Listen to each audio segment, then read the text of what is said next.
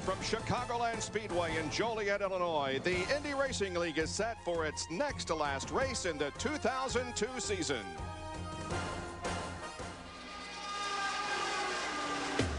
The points race is the closest in series history. 3 drivers are separated by just 8 points, and all are knocking on the door of the championship. Hornets in Miami. And it's Hornets by just 3 feet. Marlboro Team Penske, first and second. Elio Castro-Neves looking for the flag. Gil DeFerrin first. And he goes around DeFerrin. The 2 Penske cars go side by side.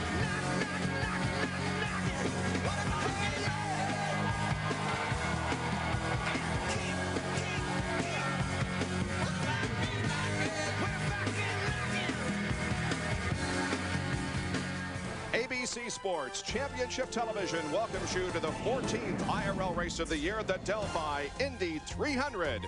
And it's time for the command to get this event underway.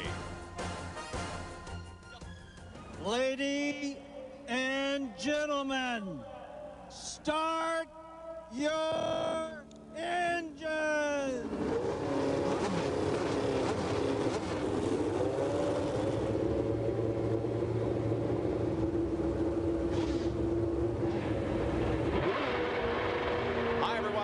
Jenkins, and with that enthusiastic command, we are set to go. Now, for those of you who are regular viewers of Indy Racing League activity, you know how great and close the competition has been all year. For those of you not in that category, here is the situation. 2 races to go today here at Chicagoland and next Sunday on ABC at Texas Motor Speedway. And this is the closest points battle in the history of the Indy Racing League. The top 3 separated by just 8 points. This after more than 3,000 miles of competition. The battle between Marlboro Team Penske and the Pennzoil Panther team has raged all season and has come down to this. Here are the points available today, 52 maximum. There is no way the title will be decided today. It will go to the final race next Sunday here on ABC at Texas Motor Speedway. As per usual, Paul Page and Scott Goodyear will call the action. Gentlemen. Well, this is the 70th race in league history, and of those 70, 29 have been contested on mile-and-a-half ovals like here at Chicagoland. Of those 29, there have been 19 different winners. Well, that, coupled with the amazing season we've had, can only serve as a prediction for today, in which we battled both for the race and for the championship. And Paul, although we may have a new winner today, there's only 3 guys that have a legitimate shot at this championship right now. And the mental head games have already started. These guys don't want to do promotions with each other. They don't want to be around each other. They won't even sit near each other in the driver's meeting. It's a mental game out there, especially when you're going 200 miles per hour, just inches apart from each other. And today's race will be very exciting. So the field is rolling, and here is the way that they qualified for the running here today. With Sam Hornish Jr., the points leader, breaking the track record by over a mile an hour on the pole. Buddy Rice alongside. Row 2, Al Unser Jr. matching his best qualifying effort ever, and Billy Boat. Row 3, Vitor Mira, his second straight top 5 qualifying effort, and Eddie Cheever Jr. Row 4, Dan Weldon making his league debut, and Loren Redon. Row 5 is Robbie Buell and Felipe Giafoni, the Kentucky winner. In the 6th row, Gil DeFerrin, who won at St. Louis. That put him second in the points, and Sarah Fisher. In row 7, it's Jeff Ward, who scored a win at Texas, and Eliseo Salazar. The 8th row is Ayrton Dare, the winner at Kansas, and Scott Sharp. The 9th row, Tony Renna and Alex Barron, the Nashville winner. In row 10, Raul Boisel and Greg Ray, his first ride with the Sam Schmidt team. The 11th row, Elio Castro-Neves, the points leader, the worst start of the season for him and Buddy Lazier. Row 12, Will Langhorne and George Mack, a pair of rookies. And Hideki Noda lines up in row 13.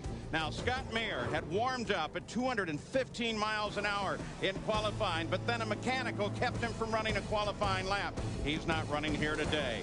Less than half a second separate the top 23 qualifiers, Gary Gerald. Paul, because drafting is so very important at this racetrack, drivers will tell you that starting position isn't that important. And if there's one driver who's certainly hoping that is the case today, it's Castro-Neves. He starts 21st. His Penske teammate, DeFerrin, who's only 1 point behind him, not much better, starts in the 6th row, near mid-pack. double challenge for these two now. They've got to stay out of trouble early and then find the speed to get up there, Jackaroo, where they can challenge the man who set a new track record and earn the pole position. And that, of course, is Sam Hornish, and there are 2 points for the leader of the most laps. I just talked to Hornish. He says, I don't know if we've got the car to be able to do that. Hornish says points be damned at this point. He's going to take the same approach, Paul Page, he's taken all season, and that's stay out front as long as he can and hope that he goes to victory lane. Well, Jack and Gary, along with the rest of the crews, are out in very hot temperatures as we take a look at the race analysis. Air temperature right now is 89 degrees. Track temperature up at 113. And Paul, we look at the information there in the banking. The turns are 18 degrees. That will help these guys put on a great show, run 2 or 3 abreast around this racetrack, as they love to do. So the field aligned. Conclusion of the pace lap, the front row.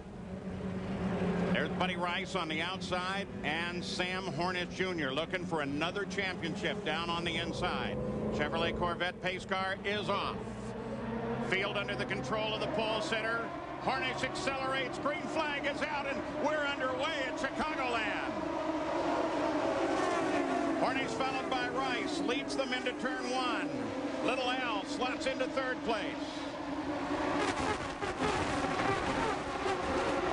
Paul, we've seen Little Al have one of his best weekends here, qualified 3rd, matching the best qualifying he's had all year, but he unloaded off the trailer very strong. He seems very confident. Billy Boat drops in behind Unser Jr. Mira behind him, back to the front of the field. Battle for the lead as Rice comes up to challenge Hornish.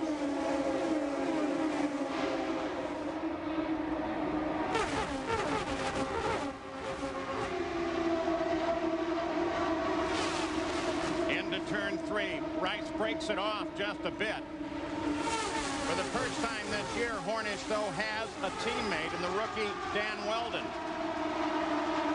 And that helps him not only on data, Scott, but it could help him in the race as well.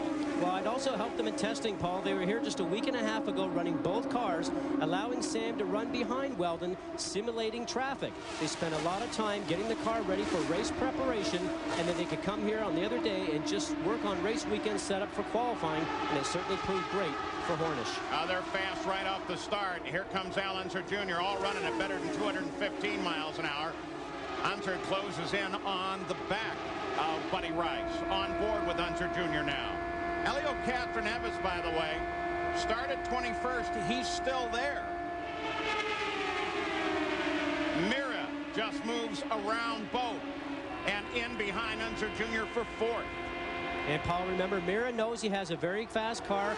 He's in the car that Jacques Lazier ran here last year and won this event. He certainly would like to actually win this event again for Team Menard. While we say there are 3 that are battling hard in the points contention, Felipe Giafone, winner at Kentucky, is also mathematically in that battle. He had an incident in practice and wrecked the car that he won at Kansas City with. So the car he's in now, while it's perfectly mechanical, and the one he did well with, as we watch Jill DeFerrin now trying to make a move. Back in the field at 6th, moving on Ewell. Let's go to Jackaroo. And Jill DeFerrin has already encountered a problem, Paul, as he tries to work his way to the front. He can only hear his crew intermittently, not enough, in fact, to be able to tell what they're telling him. But the crew can hear Jill DeFerrin. Tim Cindric and Roger Penske both got on the radio and said, guys, settle down. We'll figure this out. And Jack, that can be a problem if you cannot hear the radio from the spotters. The information coming from the spotters on top of the stands telling the drivers what's going on behind them and even what's going on in front of them if there's a crash. But more importantly, in the turns, if he cannot hear his radio, he doesn't know if somebody's coming in from underneath. On board Vitor Mira, driving for John Menard and the Johns Manville sponsorship. A lot of people here from that group because they have a factory about 1.5 miles from the front of the track here. Look at them go side by side. DeFerrin tries to tuck in there. And Paul, we saw Weldon get his first taste of traffic here. 1,400 miles of testing, but no racing experience so far. The pack of 3 cars that you see going on the track right now, Weldon came up from behind, tried to get underneath those guys, lost the air on his car, ended up going high on the exit of 3 and 4. Robbie Buell, a Purex car down on the inside. From time to time, you get a view of Dan Weldon, who has done a spectacular job this weekend in his debut. Little further back. Still there. Still there. Still there. That's the information coming from the spotters to Mira. Still there. Inside. Wrap up what I was saying earlier is Giafone is in fact in a car that he's comfortable with and has done a nice job this weekend. Castro Neves has moved to 19th from his 21st starting position. So it's Sam Hornish Jr. looking for another championship out in front in the Delphi Indy 300. Here at Chicagoland Speedway, we are under caution for the first time, and it's because a big puff of smoke from Laurent Redon's car. Now, we've been talking about the points battle. Here's a guy involved in a points battle of his own for Rookie of the Year honors. Thomas Schechter leads in points, and Redon could have taken a major step toward achieving the Rookie of the Year points lead here today, but unfortunately, it looks like that his race is going to end prematurely. We're only on lap number 15. As you can see, the other pit crews are making preparations for stops by their drivers. But there is the Infinity engine that apparently has expired, sending Laurent Redon to the pit area and causing the first caution of the afternoon. This Wide World of Sports update brought to you by Mobil 1. Nothing outperforms Mobil 1. Here now, Bob Jenkins. And we will get back to the action on the track and in the pit area here at Chicagoland in just a moment. First, let's talk, however, about Formula One racing. Now, as far as a championship in that division is concerned, it has already been decided. Michael Schumacher has clinched the championship already, but there is a great points battle behind him. His Ferrari teammate Rubens Barrichello just a few points ahead of Montoya, who leads Schumacher by just 2, and Schumacher leading David Coulthard by 5 points. Now, the next 2 Formula One races are going to be here on ABC. September 15th at 1 o'clock Eastern Time, the Italian Grand Prix from Monza, and then, of course, the United States Grand Prix at the Indianapolis Motor Speedway can be seen on ABC Sports September the 29th, also at 1 o'clock Eastern Time. Well, the track crew is making a check of the facility. Meanwhile, we're seeing a lot of pit stops being made here. We see Scott Sharp coming down and a host of others. Buddy Lazier, Alex Barron. Here comes Helio Castro Neves in for a stop. He started back in 21st position, did not have a good start. He either missed a shift or at least he broke his momentum on the start and got past. But now he's going to make up positions. Jack. And Bob, he never mentioned any sort of a misshift or anything to his crew. The reason for this pit stop, running as far back as he is, they wanted to top the tanks off. That will take these cars out of the normal sequence of pit stops. And with Gary, with the way things work, as the front-running cars begin to pit, they'll still have several laps that they'll be able to go before they have to come in for methanol again. Jack, the young French rookie Laurent Redon sidelined so very early, huge disappointment. Did you have any indication as the race started that you might have a motor problem? The engine wasn't pulling right, and you know, I didn't thought it gonna blow, but it wasn't pulling right, that's for sure. And then after just 20 laps or something like that, we blew the engine, which is amazing. We're disappointing because we have so much problem to finish the race this season, and we're always good on qualifying and everything, but always some problem like usual. So I wish the next race gonna be good, but what can I say? Next week at Texas, Bob. Well, the rookie point standings going into today showed that Thomas Schechter was in the lead indeed, with Redon second, but by just 6 points. George Mack, Buddy Rice, and Tony Renna also in the battle for the Rookie of the Year honors, but of course Rice and Renna got very late starts. So Redon still will not have the Rookie of the Year point lead because of his early out here this afternoon. More from Chicagoland in a moment.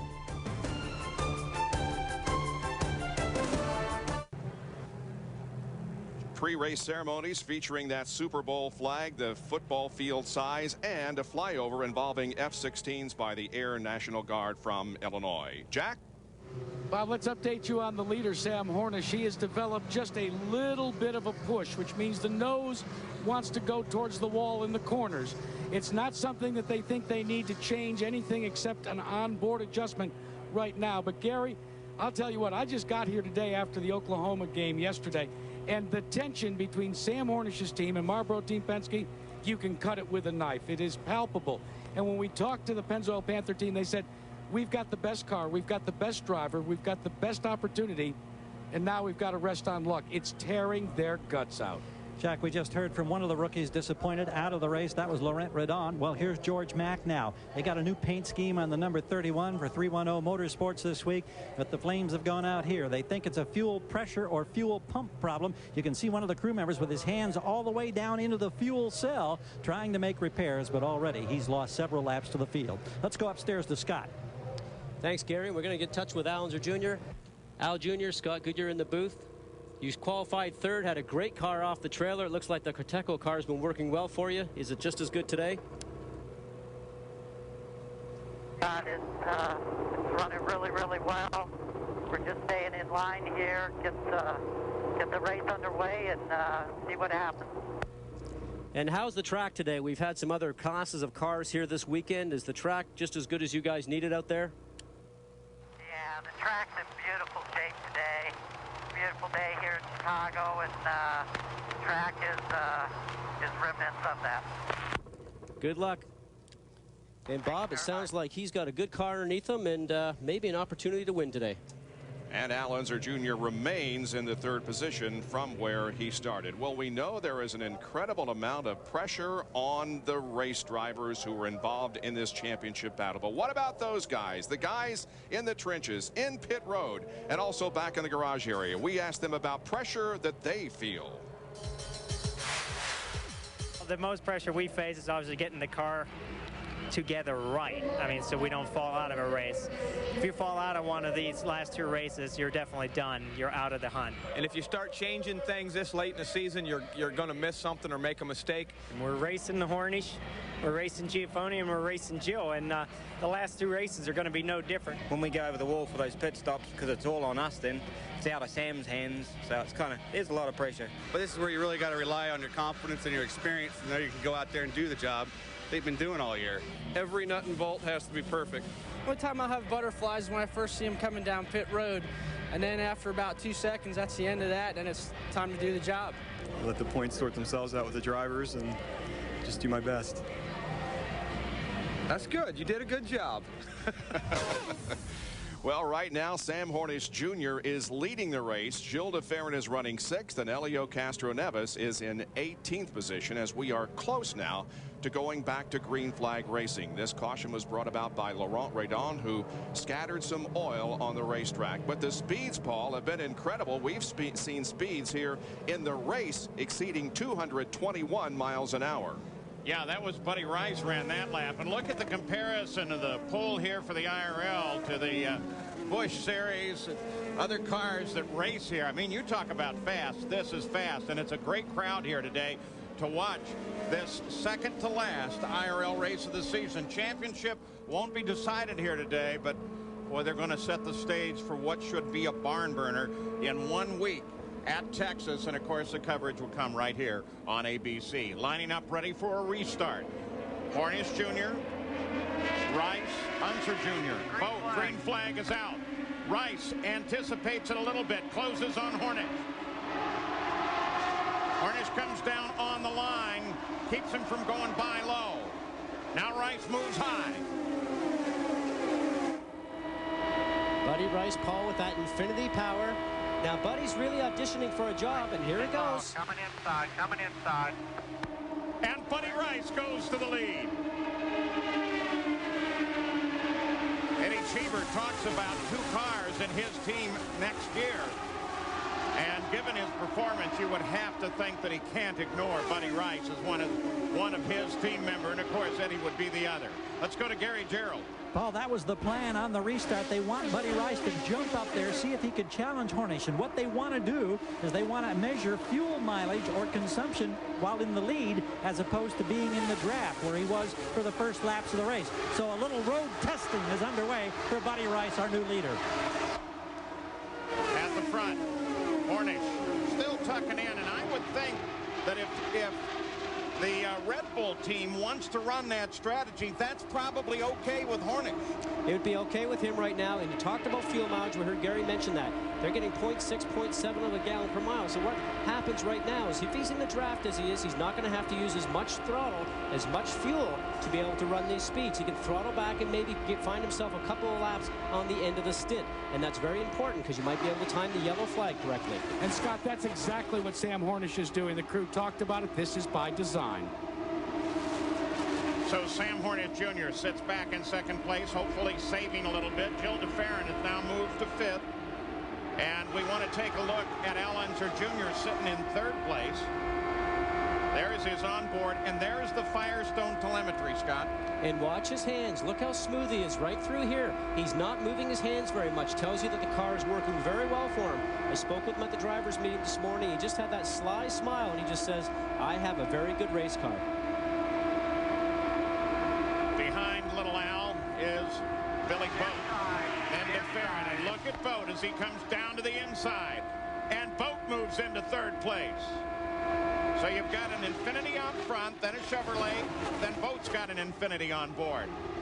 Then Chevrolet Generation 2 in both Sam Hornish and Al Unser Jr.'s car. But Jill DeFerrin and Helio Castroneves continue to use Generation 1. Look at them as they go side by side. Here comes Buell, his Infinity power into the fight. And Sarah's. And Paul, they were saying to Sarah on the radio, you're running faster pace than the leader. Let's go for it.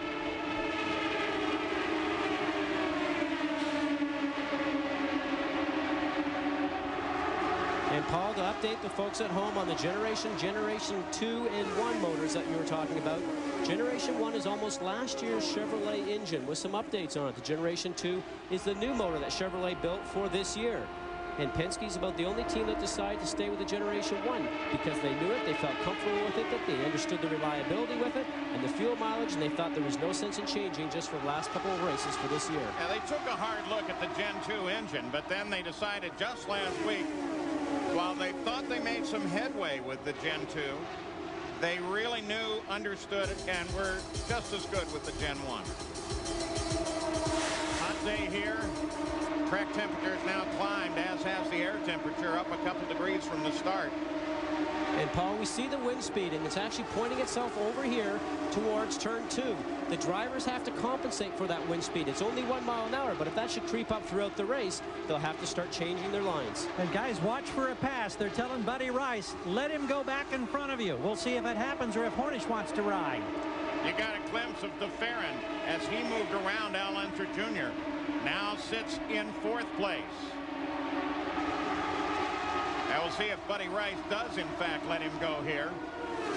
The opportunity would be coming. Now watch as we ride along with Hornish. He gets in the tire tracks. He's getting the draft.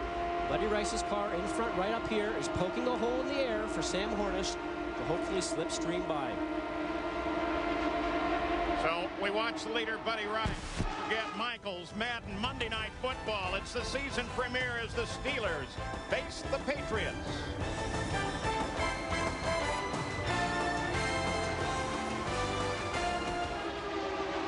Sam Hornish continues to ride in second.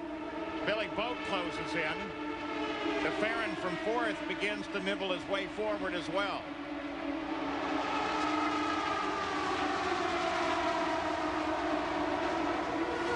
Speeds up at 221 miles an hour.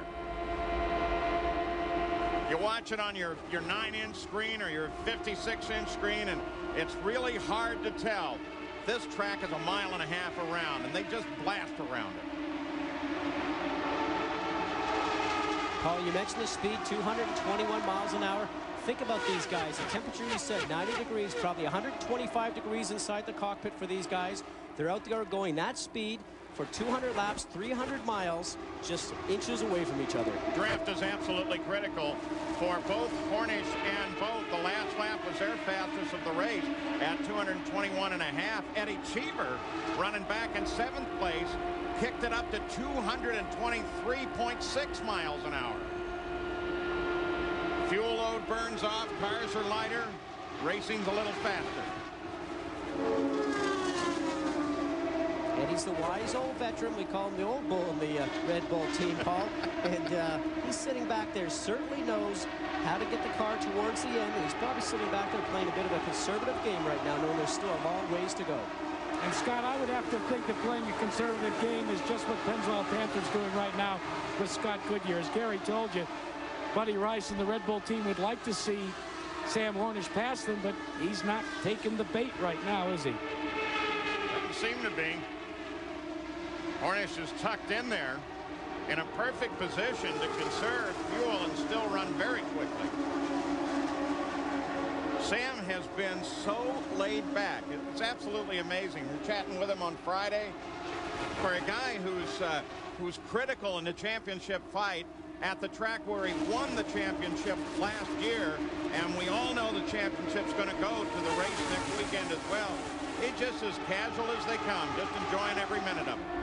Al Unser Jr. working high on Jill DeFerrin, trying to get that position back. We'll be back after a word from our ABC stations. You're watching ABC Sports Championship Television.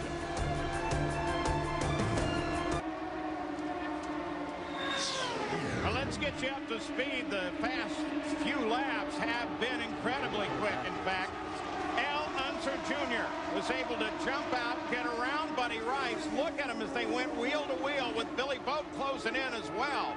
Al Unser Jr. taking the lead, and it's the sixth race that Unser Jr. has led this year.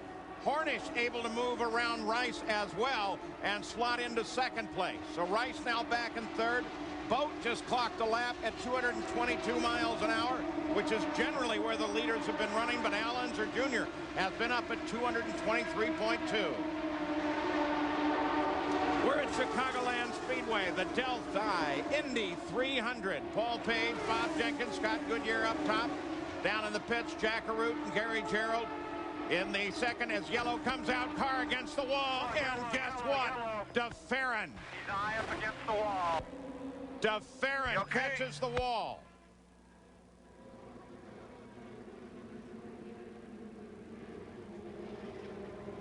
Team was waiting for a response, Paul. Engine still driving that wheel. Yep. That means he was not, in my estimations, turning off the ignition. This is a pretty critical position until that engine winds down. DeFerrin has it shut off. He hasn't shut it down. You can see the wheel turning right there. His throttle is stuck. Throttle probably is stuck open. He needs to be able to actually turn the ignition off to cut the engine to shut the power off. We're waiting for some movement from Gilles. There you saw one of the crew members turn the ignition switch off.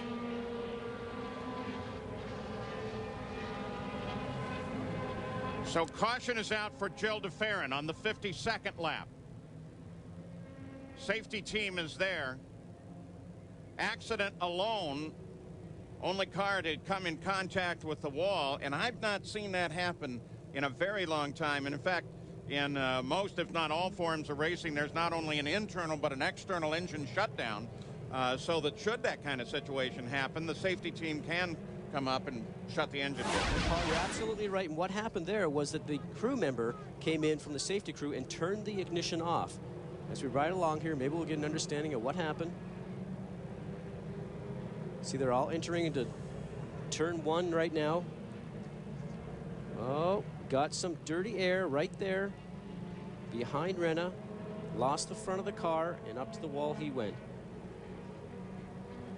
He may have actually touched a small amount, but looked like possibly Renna maybe got off the gas, because he certainly moved up there very quickly underneath him.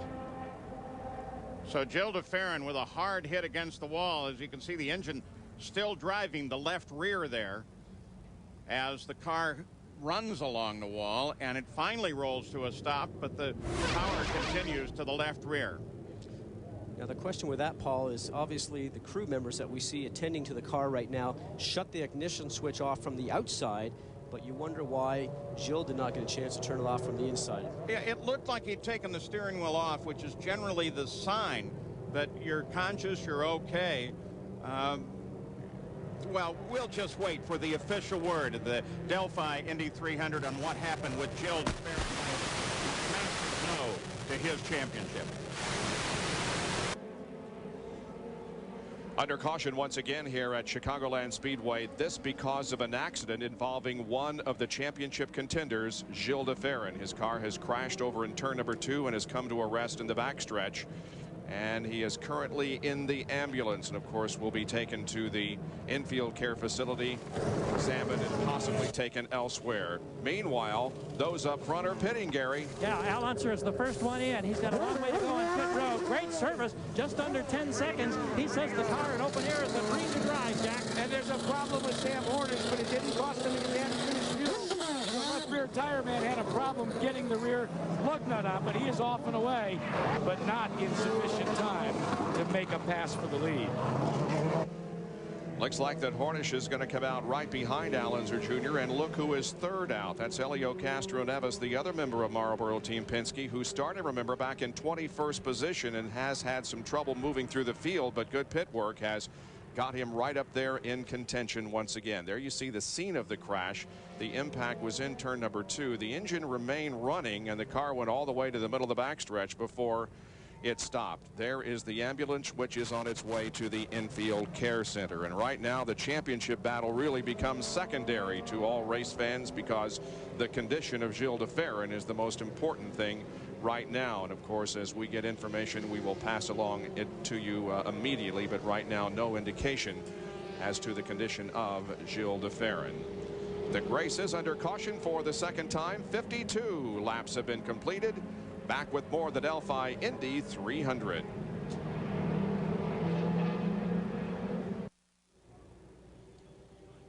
Welcome back live to Chicagoland Speedway. There is Gilles de Ferran's car. The right side of that car is pretty much gone. Now here is a situation regarding Gilles. You can see he's being taken out of the ambulance and he is in a neck collar. They're taking him into the infield care center.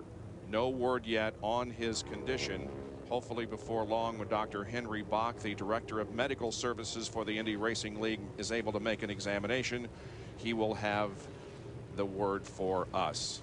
Race remains under caution at this time. A lot of debris was scattered in this crash, for one thing, because the site of the impact and the place where the car came to rest, a lot of distance in there, and so the track crew is working hard to get the debris and the liquid up off the racetrack so that we can go back to competition as quickly as possible. Al Unser Jr. is the leader of the race.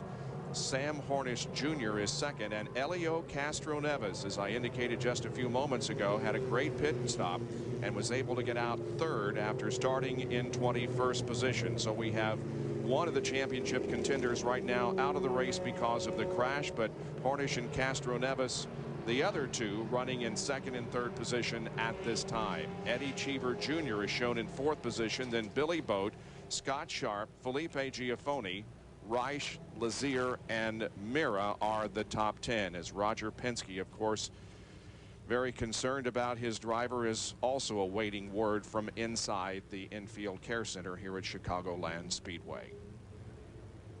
Caution remains out. Sam Hornish, by the way, has led 29 laps so far. Rice 22, and Al Unser Jr. has been in front of the field for 9 laps.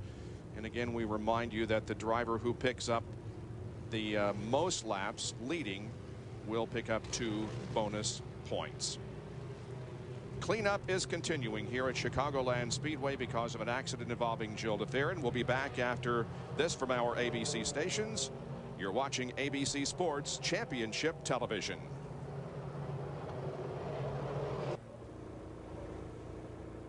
"63 laps completed in the Delphi Indy 300 here at Chicagoland Speedway. Under our second caution of the day because of an accident involving Gilles de Ferran, one of the championship contenders, whose car made heavy contact with the wall over in turn number 2. We're riding with the leader of the race, Al Unser Jr. Here is a replay. The car just ahead of Ferran is Tony Renna, and the word from race control was that he lost oil pressure right there. De Ferran had to take evasive action, and that sent him directly into the wall. With fuel pressure was what was lost on Renna's car, and the De Ferran car made heavy contact with the wall on the right side. And as you can see now, that engine continues to run, and the left rear tire is going to shed here while the engine continues running, and the safety crew, as a matter of fact, had to shut the car off when they arrived at the scene.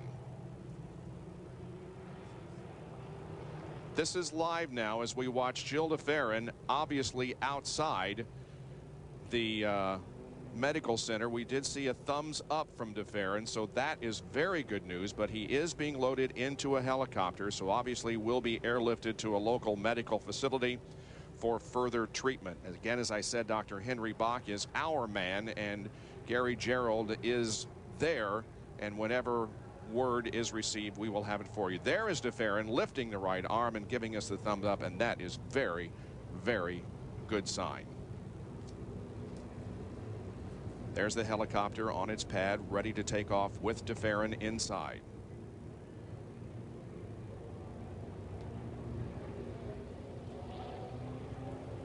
Gilles de Ferran, of course, came to the Indy Racing League this year as the champion of the kart series and put himself in the contention for the championship immediately when the season began.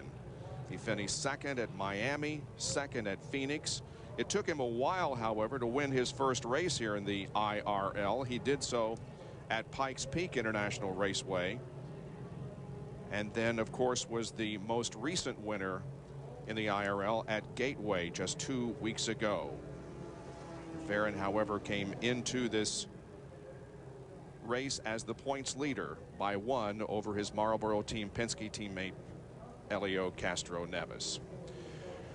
Well, the race began shortly after noon local time, 1 o'clock Eastern. Then on lap number 48, Buddy Rice and Sam Hornish engaged in a duel. Hornish had led the first laps, but then Buddy Rice went to the inside of Hornish and took the lead.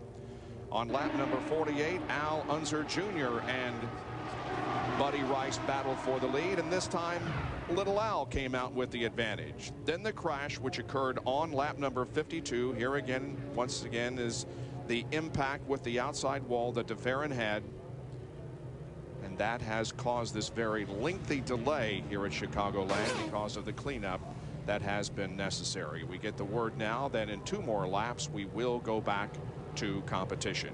Run down the top 10 for you as they stand right now. It's Al Unser Jr. with whom we ride. Sam Hornish Jr., Helio Castro-Neves, Cheever, Boat, Sharp, Giafoni, Rice, Lazier, and Mira. Then it's Buell, Ray, Salazar, Barron, and Dare. Boycell, Langhorne, Weldon, Ward, Renna, and Fisher are also on the racetrack. So is George Mack, but he is some 19 laps down because of a lengthy pit stop. And 3 cars are out of the race in addition to de Ferran. Hideki Noda is shown as out, and Laurent Redon was the first out of competition. Gary? Bob, we have just received a statement from Dr. Henry Bach, who has gone back to the racetrack. Gilles de Ferran being airlifted to a nearby hospital in Olympia Fields, Illinois, for further observation and treatment. He's being treated for a concussion. He is awake and alert. Certainly all good news, and you indicated the thumbs up. But that's the official confirmation from Dr. Henry Bach, who oversees the entire medical services for the IRL. Obviously, he was unconscious at one point, or at least we can assume so, since he was did not shut off the engine itself. But the good news is that he apparently has come out of unconsciousness, is awake, alert, and responding to commands. That is very, very good news after a very scary looking accident here at Chicagoland. Paul and Scott almost ready to go back to racing. Al Unser Jr. will be on point. 6th race that Al has led this year. Looking very racy here this weekend. We want to look at the points, the championship. Helio Castro-Neves came in as the points leader. Gilles just 1 point back. So points-wise, he'll stay in that fight. Sam Hornish Jr. sitting back there. And, of course, Felipe Giafoni. And remember, it's 50 points for the win. So calculate that with this race and then one at Texas. It's made for one terrific season. And Paul, these racetracks just make for some exciting racing. You mentioned Texas, which comes up next Sunday on ABC. That racetrack has always put on a great show. A lot of enthusiastic fans out there, and wheel-to-wheel racing, just like we're seeing here today in Chicago. They're making sure that this track is totally clear of oil when you're running laps at 223 plus. You can't afford any residual moisture and, in fact, that much oil dry on the track. The team's anticipating the restart of this race. We've had a round of stops at the 52nd lap. Castroneves was able to move up into 3rd place. So his start of 21st has now been eradicated. Don't forget that Alex Barron is sitting on the edge of that points fight too, and he carries the Firestone race cam today. Look back from Barron's point of view, 14th position in the field. Scott, one question, and that is, if DeFerrin was unconscious, the rules might prevent him from running next week. What do you think would happen? Very possibly, Paul. The rule states that there has to be at least 7 to 10 days, I believe it is, if you have a concussion for the next time that you can drive. Now, given to this that we're 7 days away to the next event, it's going to be up to Dr. Henry Bach, but I have to say that knowing Penske and Gilles DeFerrin, they will make the right decision. If they don't feel that they're ready to go, I'm sure that he'll sit the event out. And the good news was that we saw Gilles gesturing from the stretcher going into the hospital and also coming out. So we just wish him the absolute best, because it's been marvelous, the battle for the championship this year, and he's been a big part of it. We'll be back with more from Chicagoland. Still making a final check of the track before we go back to green flag racing. Jack Harut, what's going on pit side? Well, I'm with Roger Penske. Roger, good news on your driver, Gilles DeFerrin, but still, this creates a big question mark for him for next week. Well, I don't think we can think about next week right now. Most important is I saw Gilles in the hospital. He was knocked out, I think, for a few short seconds. Didn't remember really what happened. Evidently, the car ahead of him lost fuel pressure and checked up, and he tried to swerve to get away and lost control. But most important thing, I think he's fine. They took him to the hospital just as a precautionary, because he did was knocked out shortly. But I saw him, no blood, nothing that you'd be concerned about. His right leg hurt a little bit, but he took a pretty good hit. Now, Roger, you usually call the shots for Gilles. Now that he's out of the race, do you move over to Helio Castroneves, or do you become some of a semi-spectator for the rest of this race? I'll be a spectator. Tim knows exactly what to do. You've seen the job he's done with Helio. Yeah, but you know what? He won't take the radio off, guys. Nah, might jump in there if needed. There's Helio Castroneves, 3rd place now. He's had a pair of stops. Everybody else has only made one, and it looked like the last stop was probably just a fuel until the tires were back on it, so it might be a short fill.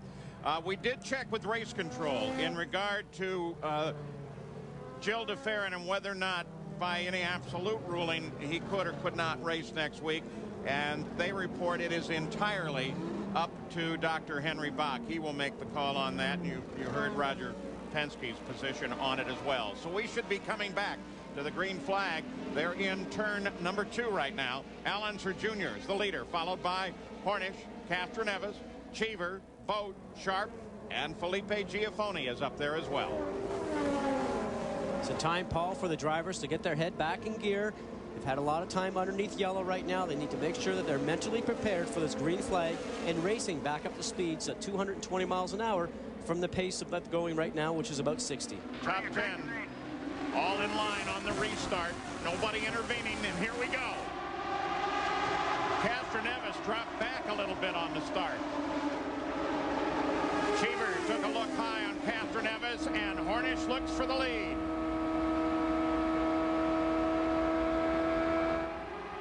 Hornish goes to the high side, then brings her down inside of Al Unser Jr.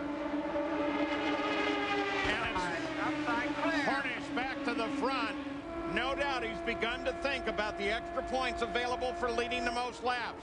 Needs to get up there. After all, part of his position in the championship is as a result of points he gained by leading most laps. Greg Ray slowed down a little bit. That's the Sam Schmidt car and Greg's first ride in it. Here comes Castroneves, moving on Al Unser Jr.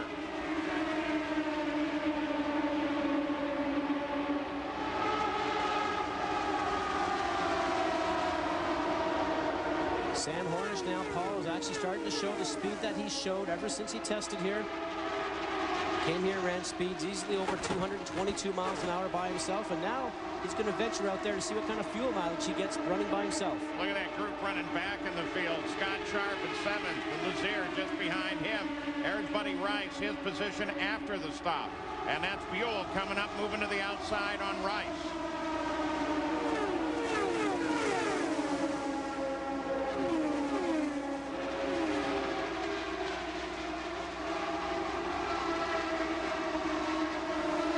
There you get a glimpse of Felipe Giafoni. Still in this championship fight. Cheever just ahead of him. There are the front runners. We look back to this battle. There's Giafoni. And now Sharp is beginning to close a little bit on Giafoni. Rice is also trying to come forward again. Rice, who did not have a very good pit stop, Paul, actually lost probably about 6 or 7 spots during that pit stop. So we'll have to keep an eye on him to see if he continues to do that throughout today's event. Back at the front of the field now. What about that stop, though, for Castroneves? That's the Penske team thinking it all out again. But I would guess they weren't the only one to short field. Well, the strategy, I think, worked well for them, Paul. They were changing 4 tires, and usually the fuel takes longer than the tires. But what they did, very smartly, was to just put enough fuel in. As soon as the tires were ready, drop the car off and let them go. Outside, looking.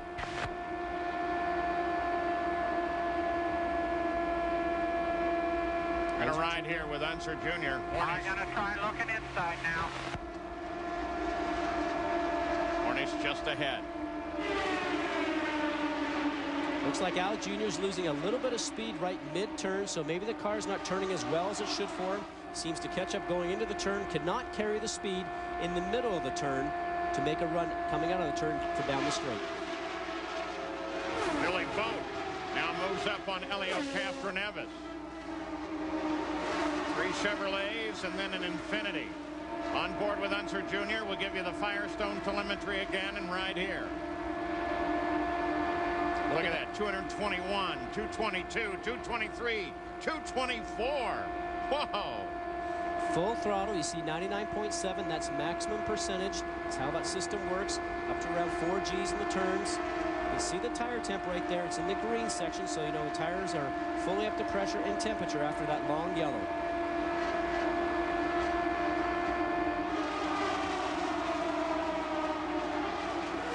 First through 5th, strung out now. But only a short distance separates him. Can Michael Schumacher be beaten in Formula One? The Italian Grand Prix is next Sunday on ABC Sports Championship Television.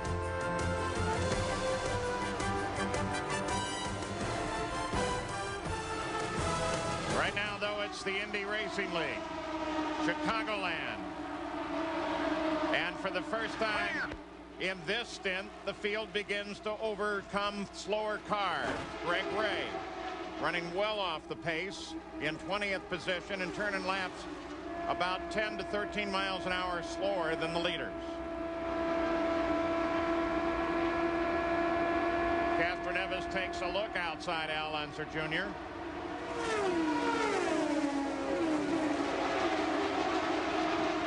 And Hornish now has the biggest lead that anybody's had thus far. It's a whole half second.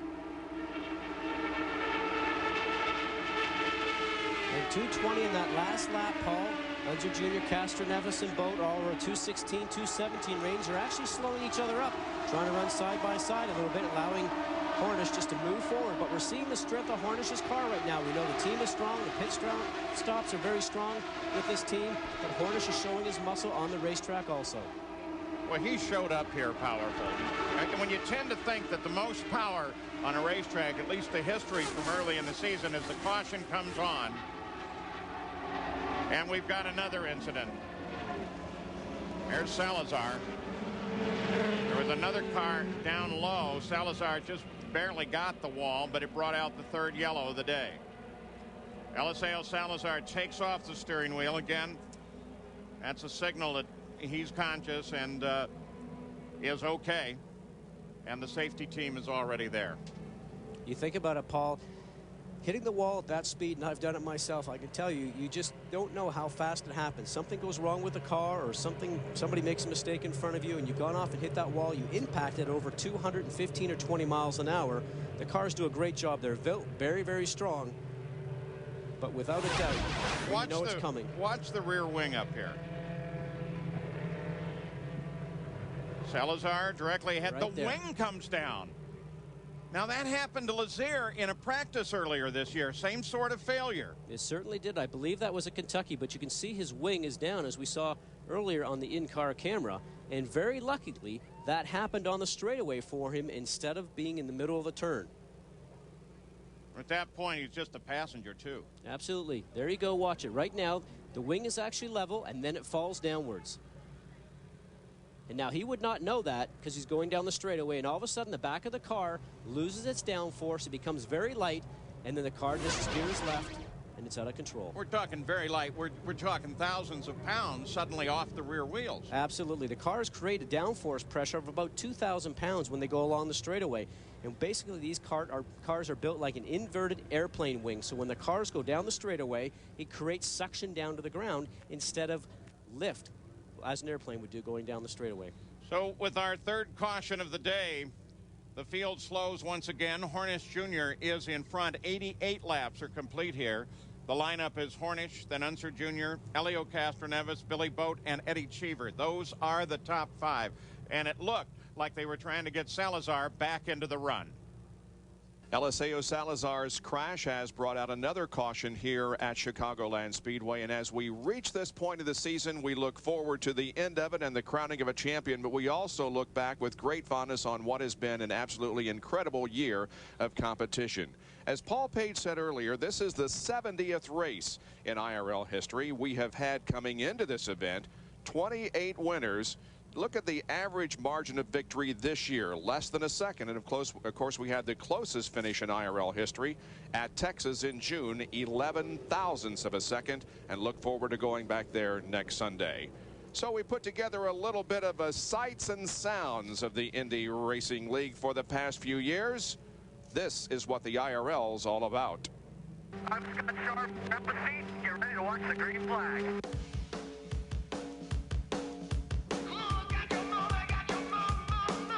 The green flag is out. We're underway. Look at Hornish on the outside. Oh, right to the lead. He goes around to Farron. I said, what kind of trouble did I get into, Sam? Got to move it, got to move it. I'm not staying long, I'm just a passing through it. Keep it rolling, keep it rolling. I did what I want till I want some more. You can't stop looking passion. You slow down, I will outlast you. But when you're down, you won't find me laughing. And just one question I ask you, and it might sound like a disaster. Can you make this thing go faster? I said, can you make this thing go faster? I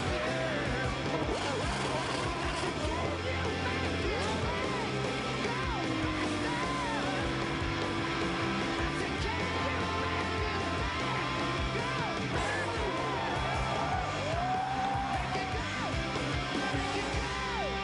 Checkered flag is out ahead. And Josef Dixon kept forward by inches. Now let's bring you up to speed on what's happened in the last few minutes here at Chicagoland Speedway. Unser Jr., you see, is leaving the pits after a stop. Watch Castroneves here at the bottom of your screen. He beats Little Al out of the pit area.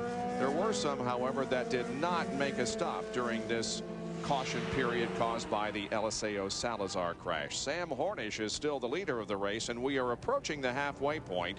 Billy Boat now is second, followed by Felipe Giafoni, Robbie Buell, then Mira, Boycell, Weldon, and Langhorne. Then Castroneves, who was the first out among those who pitted. Jack?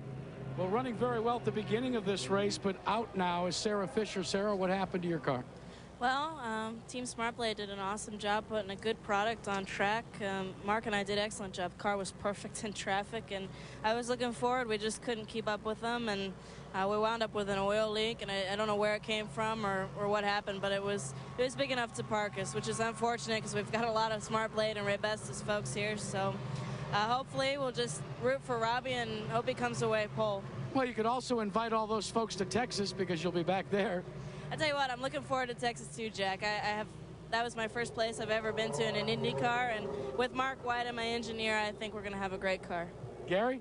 Eliseo Salazar's number 11 has just been brought to the A.J. Foyt pit. You can see the damage at the back of the car. Also up front, Eliseo is standing by. Do you think there's any chance they can get that repaired and get you back out, Eliseo? Yeah, I think so. I mean, it would be only for the points. You know, we are fighting to be in the top 20 because of my accident in the beginning of the season. So, yeah, we want to go back, and we were in the top 10, and suddenly, you know, the whole world started to go around. So I guess it broke in the middle of the straight. Have you ever been in a situation where there's been some kind of a failure like that, where you just suddenly lose all that downforce from the rear end? Yeah, it happened to me in Dover, you know, in '99, but it was in the middle of the corner, and I hit the wall quite hard. This time, fortunately, you know, it was in the middle of the straight, and I don't know how, but I didn't hit anything. Well, we're glad you're all right. Paul? All they got to do is get that car pointed the right way and put some new tires on it, and Eliseo Salazar should be back into the fight. And already the Chevrolet Corvette pace car comes off of the course. The field is under the control of the leader, Sam Hornish Jr. We're ready to go back to racing at the conclusion of this lap. They're off of turn 2. Looking at the backstretch, that's Boat in second. Here's the restart order. Giafoni's moved up there into third. Castroneves, with the stops that they just ran through, dropped down into 9th place. You can just see him at the corner of the screen. Interesting to note, Paul, that Castroneves and Alonso Jr. opted to stop, put some fuel in it, possibly tires. Hornish decided to stay out, so some different strategies coming into play. Sam Hornish Jr. picks up the pace. Green flag flies. Back racing. Chicagoland Speedway. Now Giafoni's going to take a look at second place. He makes a move high on Billy Boat, who moves high as well, taking a look at the lead, Jackaroo. Now this battle is underway up front. A deal has been cut between Al Unser Jr. and Helio Castroneves. In order to run in the draft, you have to have a dance partner. They've decided that they will dance together and try and work their way through traffic. So with Unser Jr. right there behind him, available as some help for Helio Castroneves, currently 8th. There's Unser Jr. Castroneves just ahead. That'll give him a bit of an advantage as they try to move up through the field. But I would suspect they get about 3rd and the bet's over. Well, the bet's going to be over sooner or later, Paul. We don't know if it's in this segment or a bit further down in the race. But without a doubt, if you get within about 10 or 15 laps from the end, it's every man for himself. There was not even any team orders issued from Team Penske with their 2 drivers. Obviously, we saw Gilles Deferrin is out, but when it comes down to winning races and winning a championship, it's every man for himself. Unser Jr. came up there where he might be able to help, and then Castroneves stayed high and rolled forward. One thing is reasonably certain: if you put the 2 cars side by side, you're not going to go faster. It's a known fact, and right now, Rice and Cheever look like they're back there too. Remember, those guys are the Infinity Power. Maybe if they get up in front of those guys, they'll maybe help tow them up towards the front. Looking up at Giafoni now, 3rd place with Robbie Buell. Working on the high side with his teammate Sarah Fisher out of competition. He's the lone hope of the Dry Run Bull team.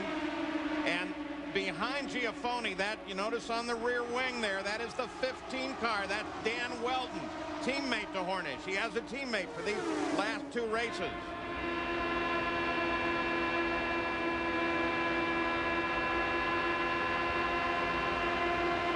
Looking over from Mira's car at Giafoni. Gary Gerald as we cross the halfway point. Great racing on the track. We also had a mini confrontation in the pits. Eliseo Salazar is back in the cockpit of his car. They had brought a wing down from Al Unser or Tony Renna's pit from the Kelly team. Craig Baranowski, I believe, brought it down. Jim Frudenberg, general manager of the Kelly team, came marching down here, grabbed the wing, and went back. So now they're trying to repair the damaged wing of A.J. Foyt and get Salazar back out. Now they might be needing that wing. Oh, look at that, Paul. 220 miles an hour, just inches away from each other. Still there. Clear. So Vitor finally establishes his position ahead of Felipe Giafoni. And Castroneves lines up behind him now. Back to the front of the field. Billy Boat working on the leader. Billy Boat has had some moments this season of spectacular speed. And once he was able to shift over and put an Infinity engine in this that is essentially an owner-operator team, though he partnered in there with Agajanian and Curb, he has been able to get up at the front and do this kind of thing. Let's hope he can stay there. You're right, Paul. Ever since that Infinity went in there, he's qualified up close to the front or in the front row. Has a lot of experience, a lot of talent, a good team behind him, and might be the winner here today. And we mentioned Unser Jr. going to come up and help Castroneves. He's apparently fighting a battle of his own. He's lost 3 spots in the last couple of laps and dropped down to 12th place. Well, who will be the next champion? 4,448 miles, and the most competitive season in the history of the Indy Racing League ends next week in Texas at the Chevy 500. And the coverage will come right here on ABC Sports Championship Television. Mira continues to be racy down alongside Weldon. And now takes a look at Buell again. They're the leaders. Then comes this battle. Buell, Mira, Weldon, 3rd, 4th, 5th. Boat's still working on Hornish.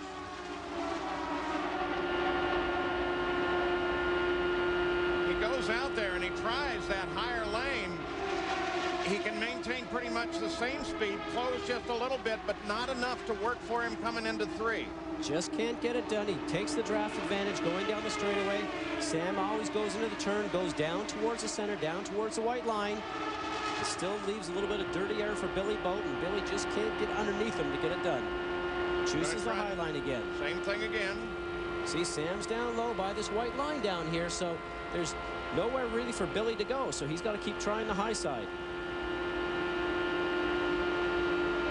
And sooner or later, you just have to really tighten it up and guts it out there. But Boat's a long-term veteran with 1 win in the league to his credit. He knows when to go and when not to.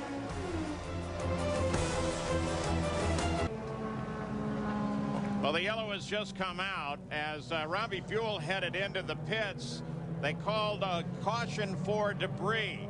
In the last few laps, Hornish and Boat have been battling back and forth at one another, Scott. And look at that, a little contact between Buell and Dan Weldon, which is surely why Buell's now in the pits. Probably that's where the debris came from also, Paul.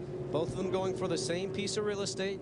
Buell probably just a little bit further ahead on the racetrack than Weldon, and maybe Weldon stuck his nose in there and just didn't have enough room. But contact at 215-20 miles an hour, they were both very lucky to continue to survive. Let's go to Gary Gerald. Has Salazar gotten going yet, Gary? Well, he has. We'll update that in a second. We're watching Robbie Buell right now. As they indicated, he was in the pits. Bob mentioned that. Both side pods off. They were working like they were trying to get the car freed up.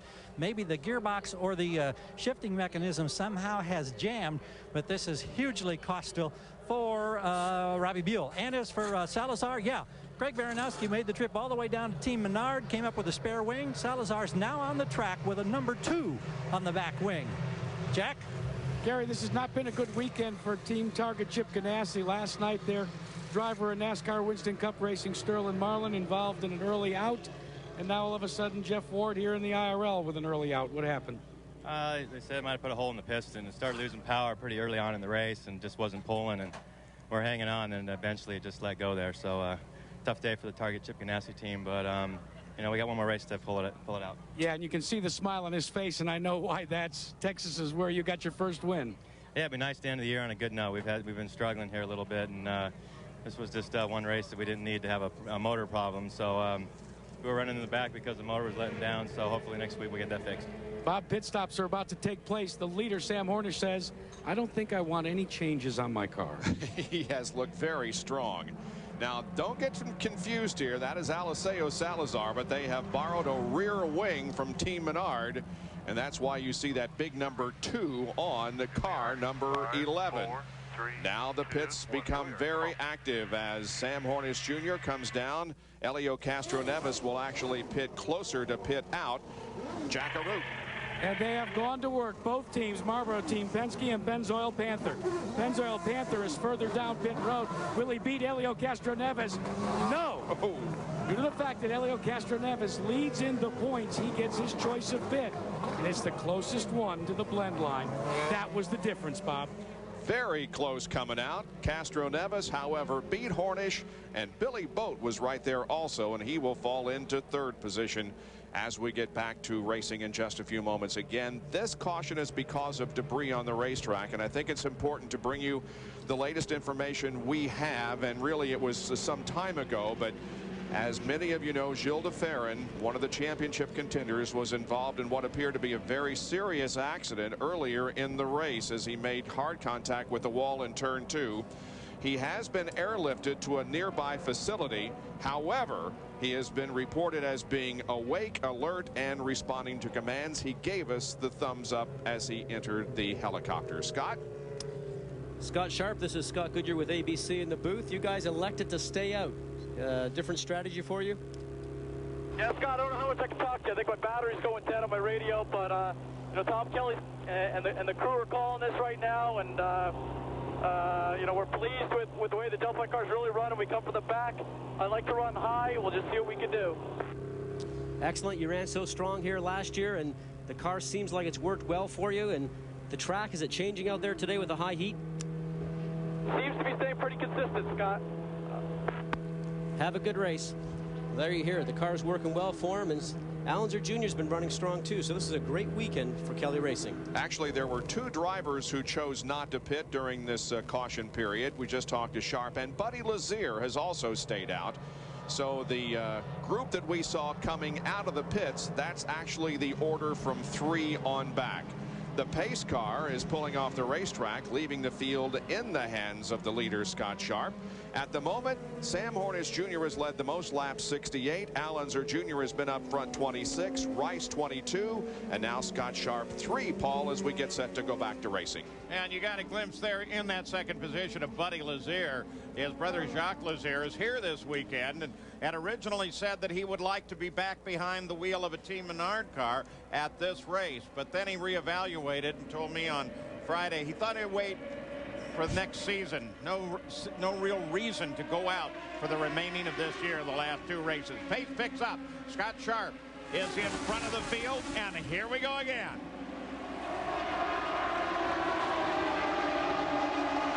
Look back there at Castroneves. Look at that gaggle of cars there, Paul. 3 or 4 abreast going into turn 1.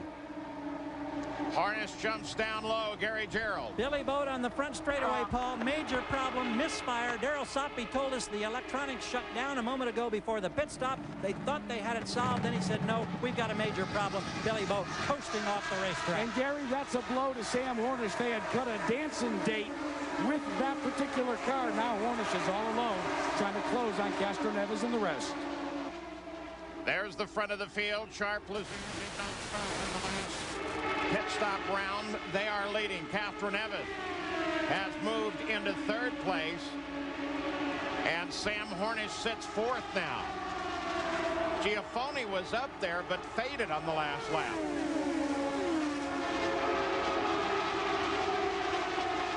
Look at those speeds. And we're still talking from 3rd on back. Cars running with a full load now. Full load, but taking advantage of the draft, letting those cars in front break the wind for you, helping you get through the air. But 221, 222 miles an hour at this time of the race is still a great speed. Watch how close they are here. Hornish comes down to challenge Helio Castroneves. Get close, close. Side by side off the corner. Hornish puts a nose ahead. And Hornish goes to 3rd place. And Billy Boat, as he climbs out of the car, they've apparently caught a small fire and decided to cover it with foam. Gary? Yeah, the water's flying. They grabbed Boat, they ripped the connections loose and got him out of there pronto. The bodywork will come off. Everybody now, the safety crew saying, we're okay, we're okay. We've got no significant problem here. Just great disappointment, obviously, for Billy Boat. Well, he he's had some horrible luck this season. So Elio Castroneves now has to give away to Sam Hornish, who sits now 3rd place and was ready to attack 2nd place Buddy Lazier. You ride with a leader, the Delphi cars, Scott Sharp. And there comes Castroneves back. Well, that was a quick pass, Paul, because is Sam having a problem or something? Because he just lost momentum there very quickly. That's what it was, Scott. There's no problem on the car. He just lost his rhythm for just a second. But he has a pretty good teacher as a spotter. And Pancho Carter told him just gather it back up and start digging again. Yeah, they don't get much better than Pancho to be up there. Former USAC Sprint Car champion. First winner of the Michigan 500. Gets on the phone to Sam Hornish. And boy, the wisdom that comes down there sometimes is pretty amazing. We're at Chicagoland Speedway, the Delphi Indy 300. I'm Paul Page with Scott Goodyear, Bob Jenkins up in the booth. Down in the pits, it's Gary Gerald and Jack Arute. You're watching as Castroneves moves to the inside of Sam Hornish. What is a battle for the championship that will not be decided here. The stage will be set here in that championship fight. The final round will take place next week at Texas, the last race of the season. Now, here's the way that they came into the race, the points after 13 races, and where they are currently. And the biggest point being that Jill DeFerrin, in a single car accident, caught the wall. He may have just barely touched Tony Renna's attenuator at the back of his gearbox when Renna had a problem, a fuel pressure problem, slowed down for a second. That put DeFerrin into the wall. He's been airlifted to a hospital close by the track here, but he was awake, he was alert, and but he was unconscious at the time of the accident, and they believe suffered a slight concussion. So Jill DeFerrin out of this race, but not out of the championship, though this will be quite a blow to have to score down at the back of the field in terms of gathering points here. Counterclockwise Dwayne Decker, correct? Let's go to Gary Gerald. Billy Boat, the disappointment until that mechanical electrical problem. Was this car good enough to win today? Yeah, we had a good race car. You know, I was just trying to ride. You know, I had a good car. I was able to stay in the lead draft. You know, I wasn't trying to do anything stupid. Just, it's disappointing. We had a car that definitely capable of winning this race, and the Curb Records team did a great job for me. Just can't seem to buy a break. Thank you, Billy. Tough one, Paul. Yeah, it has been a tough season for him. And Sam Hornish back around Castroneves as they seesaw back and forth in the battle that is for 3rd. But because both Sharp and Lazier are on a different fuel strategy, if they end up having to pit under green, then that'll take Hornish and Castroneves in their battle to the front. Well, not only those guys to the front, Paul, but a good possibility that if it goes underneath green for pit stop, Sharp and Lazier might even lose a lap. So it's a bit of a risky one, but if a yellow does come out, they did make the right call. Completed 133 laps. 67 to go. Sam now beginning to feel some of the wave of air off the back of Lazier's car as Lazier tries to get a nose ahead of the leader, Scott Sharp. And we heard from Billy Boat saying he couldn't buy a break this year. Well, Buddy Lazier's another guy that just didn't seem to have any good breaks this year. Had fast race cars, maybe had some mechanical problems or taken out in crashes. And without a doubt, he'd certainly like to finish the year on a high note. Hornish moves high on Buddy Lazier. Goes for 2nd place. Boy, that car's got some power. Still there. Still inside. Still inside. Lazier's able to hold him off. Both Lazier and Hornish, Paul, use Speedway Chevrolet engines. Chevrolet's really dominated this series this year. A lot of reliability. They feel confident with their power plants. Speedway's got 17 victories in their camp as well as one of the massagers on the engine. So it's Scott Sharp in front of Buddy Lazier. We'll be back after a word from our ABC station. You're watching ABC Sports Championship Television.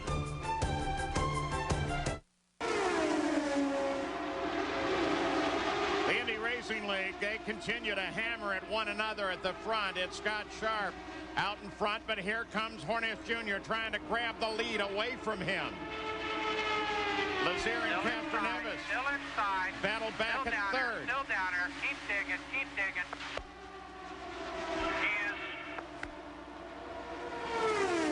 Hornish up there all alone. Finally drops in.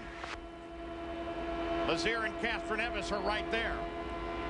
Paul, Sharp has been hugging that low line, usually the shortest way around. Only once or twice he's let Hornish get an opportunity to let him sneak inside, but making him go around the high side. Buddy Lazier just turned down onto the pit road, and he has exactly the same number of laps, 55 since his last stop, that Scott Sharp does, and yet Scott's staying out there.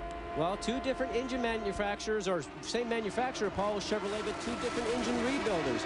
We've always seen Kelly cars getting about 3 or 4 more laps out of their Chevrolet power plants than everybody else, so I'm sure Sharp is going to have to get in here very soon. Now, Scott, we think in the Sharp camp it may be within 3 or 4 laps exactly.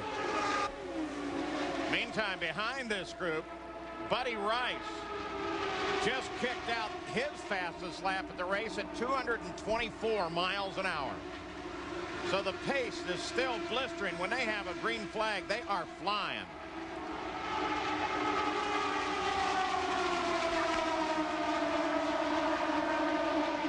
Now Castroneves closes up from third place on Hornish Jr. Meathead is going to pit 4 laps. So if I'm Hornish at this point, why do I push it? Well, he can sit back there and conserve fuel. We talked about that earlier in the show, Paul.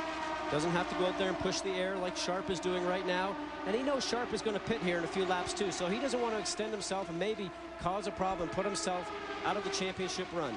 Let's go to Jack Arute. Paul, one of the reasons why Hornish is trying to push it just a little bit is he wants to test Scott Sharp, and thus far, try as he may, has not had the car to pass Scott Sharp. They've talked about it, and then they finally told him, when you heard the radio transmission, don't worry about it. He's going to have to pit anyways. But they made him work the car. But there is another consideration as you look at the Firestone telemetry for Sam Hornish in the 4 car, the Pennzoil car. There's points awarded for leading the most laps. They have not yet been awarded in this race. In fact, we're not all that close to awarding them yet. No, we still have quite a ways to go, Paul, but Hornish has led more laps than anybody right now by quite a large margin. And with Sharp right now leading as he is, but they know he has to come in the pits there again, so he's going to be out of the lead and not leading those laps to get the award. So he's playing a smart role right now, and we see Sharp pulling in. It's his time for pits. So, as suggested, Hornish and Castroneves go back on point with Hornish leading the race as Scott Sharp heads to the pit.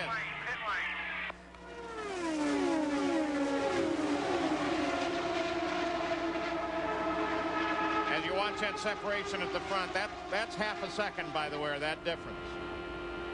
Paul, it should be routine service for Scott Sharp as Hornish continues to wend his way around the track, battling with Castroneves, and Sharp is running at 10.2 seconds on my watch. Good stop, but of course under green, it consumes so much racetrack. Oh yeah, the net effect of slowing down and then having to run the pits at 60 miles an hour, the established pit speed limit, and then coming back up to speed, that'll kill you. It took Sharp a lap behind the lead into 14th position. And there's Buddy Rice, who has just gotten around Elio Castroneves. We told you he was flying and is now into second place. The rookie is looking strong. And Paul, I'm sure Hornish knows who's behind him right now. He knows Rice is very eager, wants to win his first event. Rice really has nothing to lose right now. He just has to go for the race win. Oh, another caution. Another piece of contact with the wall. And this time it's Dare. Ayrton Dare, winner early in the year, driving for A.J. Foyt, the Harris car. That's a pretty good look against the wall. Right front's gone. A lot of damage there, Paul. They've not had a very successful day today with A.J. Foyt Racing. Dare climbs out of the car, so looks like he's in reasonable shape after that.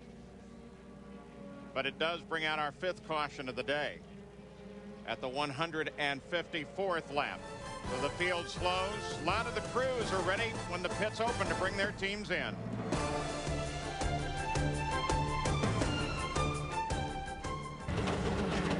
$157 out of 200 laps completed here at Chicagoland Speedway under caution because of an incident involving Ayrton Dare, the other member of A.J. Foyt's Harris Racing team. There is Dare's car. Remember earlier his teammate Eliseo Salazar crashed, or at least lost a rear wing and came very close to hitting the wall.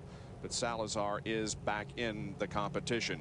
Well, it was certainly a badly timed incident for Scott Sharp, or perhaps I should say his pit stop was badly timed because he had just come into the pits for a pit stop and will go a lap down. Had he waited a couple of more and caught this caution, he would have, of course, remained on the lead lap. At the moment, there are 10 cars on the lead lap. Hornish, Rice, Castro-Neves, Mira, Alonso Jr., Cheever, Weldon, Boycell, Giafoni, and Langhorne. The pits are open, and those on the lead lap are coming in for what should be their last stop.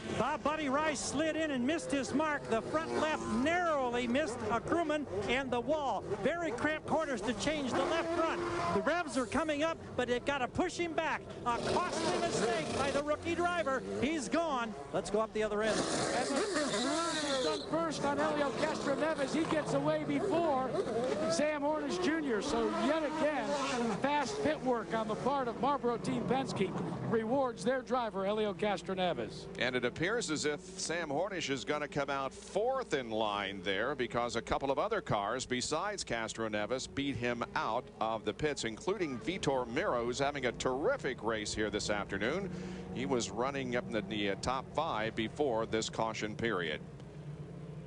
Alonso Jr. also beat Hornish out of the pit area. Then we see Cheever, Giafoni, Weldon, and then Buddy Rice. So there's the scene of the incident, and here is Buddy Rice overshooting his pit and perhaps costing himself a couple of positions in this race.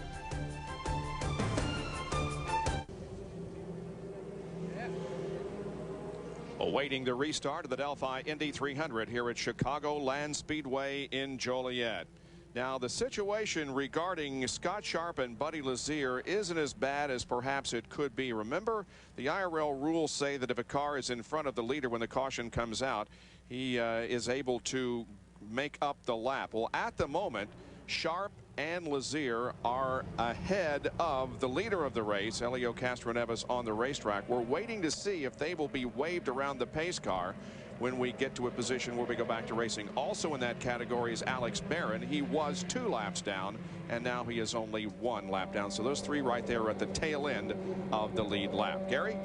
Tony Rudd has been fighting fuel pressure problems all day. Was the car ever right or good for you? Well, for the most part, Gary, the car was great. I mean, for the majority of the race, we were passing guys left, right, and center. We were sitting there right 7/8, right where we wanted to be to position ourselves right here for the end. And we fought the scavenge pressure problem earlier, and for whatever reason, we thought we had it figured out when we would need to pit. We knew it was going to be early, but we knew we need to pit. Unfortunately, we just it picked up a little sooner this time, and that's what happens. I mean, I'm more concerned that everybody's all right out of that deal. Just bad deal for Cruz, but you know, they've been great for us, and we're just looking forward to continuing on with them next year, and you know, hopefully we'll get them at Texas. And I'm sure your crew told you that Gilles was being transported for treatment of a concussion, but he was awake, alert, thumbs up. Everything seems to be very positive. They did, yeah. So you know, we're thinking about him, and they told me that he's okay, which is, you know, a relief for me. And I hope I believe it was Ayrton that got in there, is all right. So, you know, a rough day for Cruz, but you know, we're going to be strong at Texas, and we're going to be great next year. So. Thank you, Tony. And you hear that? Next year, Bob. Thank you. Well, tomorrow night, Al Michaels and John Madden have the Super Bowl champs for the season premiere of Monday Night Football. Tom Brady and the Patriots host Jerome Pettis and the Steelers in a rematch of last year's AFC Championship game. Tomorrow night, live, 9 Eastern, 6 Pacific on ABC. For more information, log on to ESPN.com. Sam Hornish has clinched the 2 bonus points for leading the most laps. And at the moment, although we still have some 47 laps of 37 laps of racing remaining, Castro-Neves has a 16-point advantage on Sam Hornish in the battle for the championship. But again, Hornish has clinched the 2 bonus points for leading the most laps. And there you see the changes as a result of the pit stops, with Castroneves gaining 2 spots and Al Unser Jr. gaining 3 positions. Sam Hornish Jr. on the other hand loses 3 positions. Almost ready to go back to racing. Here's Paul and Scott. On a very hot day in the Chicago area, Chicagoland Speedway, the Delphi Indy 300. Great crowd here today, watching what has become a somewhat interrupted but interesting race. Helio Castroneves will lead the field around toward the green flag. 2 laps to go as he crosses the line before we go back to green flag racing as they try to get the field sorted out. As Bob Jenkins suggested, they finally wave past Buddy Lazier and Scott Sharp and put them at the end. Look at the crowd here today. Unser Jr. is going to be behind Castroneves on this restart, and there's some reason to believe, Scott, that he's going to try to work with Castroneves again. Well, both teams, Paul, probably know how strong Sam Hornish is, and there's a report that Sam Hornish car might not be working as well in traffic as it does when he's out in front by himself. So if that's the case, if they can keep out in front, keep Sam Hornish in dirty air, then certainly they're probably going to have an advantage. Now, the key issue here is that everybody had to make their final stop that we just saw. Their final changes on the car had to have been made. The drivers and crew had to come up with that. And whatever those guys have in the car now, that's it to the end. Jack Arute, you've been keeping track on all these little relationship deals. Well, Sam Hornish Jr. was just told that he's clinched the 2 points for leading the most laps. They told him all you got to do now is lead the last lap. He said, no, I want to lead 36 more laps. Oh, I'll tell you what, he's amazing. And he's so laid back, so young, and you see him climb into that car, and you think, wow, that's an impressive guy. 1 lap to go now as the Chevrolet Corvette pace car comes off the course. And Helio Castroneves will control the restart. Remember, he started back 21st. Remember, too, that his teammate, Gilles de Ferran, accident early on. Air-evac'd out of the track, awake alert, responding, but that was a major impact on his championship. He'll be scored for 23rd finishing position. Now Castroneves. Unser Jr. is there. That's Vitor Mira lined up 3rd. Then Eddie Cheever, then Felipe Giafoni.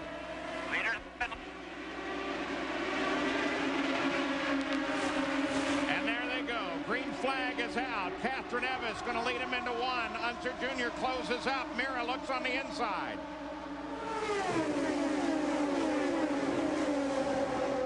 Hornish comes high on Vitor Mira.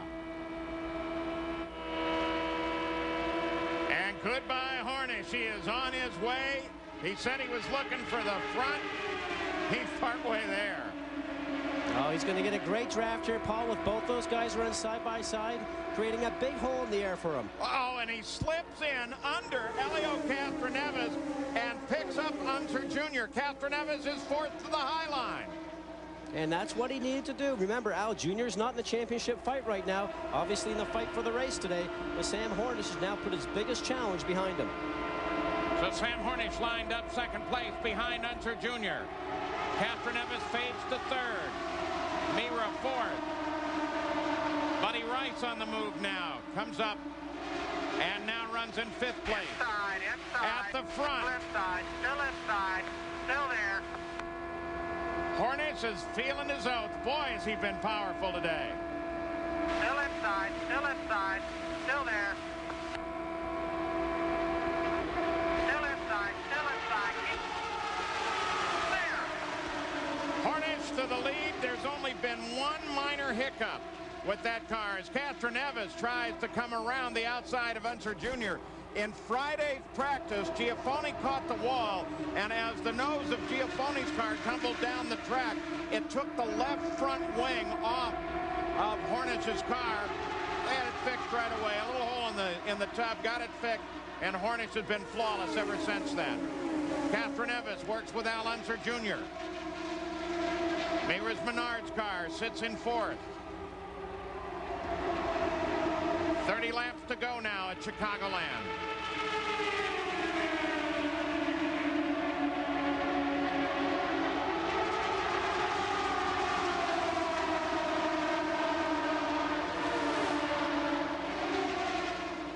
Whoa. A high line. He's trying, Paul. Look how close those last laps were. 221 miles an hour. Accelerate up to 224 down that backstretch. Then we're at maybe 2 feet away at most. Sometimes closer. Oh, they're almost touching.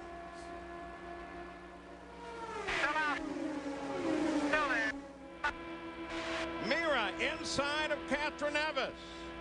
That's the second time Castroneves has been high, coming off a 2. Car might not be getting down to low side for him because he's lost a spot this lap and the lap previous. And there's Felipe Giafoni behind Castroneves, looking to grab some points away.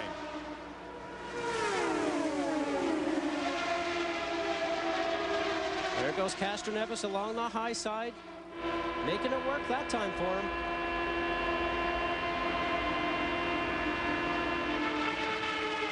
Giafoni looking at Mira, sitting high. Unser Jr. creeps up on Hornet.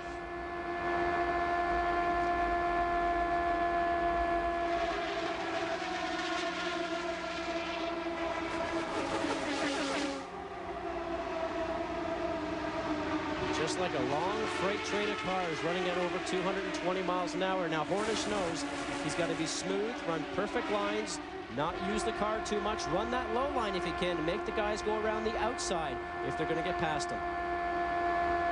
Top 12 cars of the 25 that started here still on the same lap with the leader.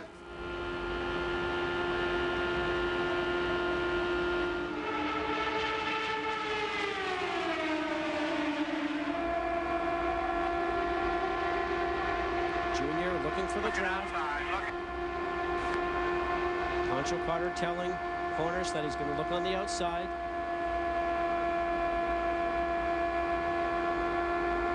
He's got to run right in his wheel tracks, Paul, if he's going to get a good draft off him. One thing that is not happening, the front of the field is not really running away from everybody else. And so traffic has not and will not be an issue for a while.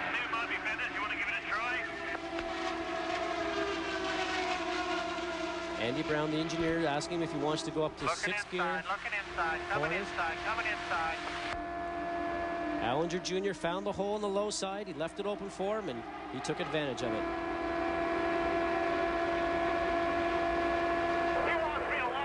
Hornish moves around, but not quite there. Still inside, still inside. Paul, these guys have been at this for almost 2 hours, still 220 miles an hour, just inches apart from each other. These guys have got to be getting drained out. And while we watch the front of the field, and Unser Jr. down on the inside raised his hand for a second there, but Hornish is unable to get around him in front at that point. Now Hornish tries it again.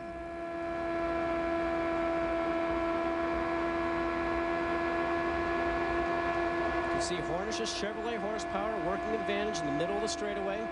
Looks like possibly Allinger Jr.'s car works a little bit better in the turns. And as we watch this fight for the lead, Castroneves and Giafoni are going at it right behind him. At Giafoni high. For Giafoni, it's a desperate battle. Right now, he would not be a candidate for the championship in the next and final race at Texas 1 week from now. He needs these points. He needs to win this race if he wants to stay in the championship.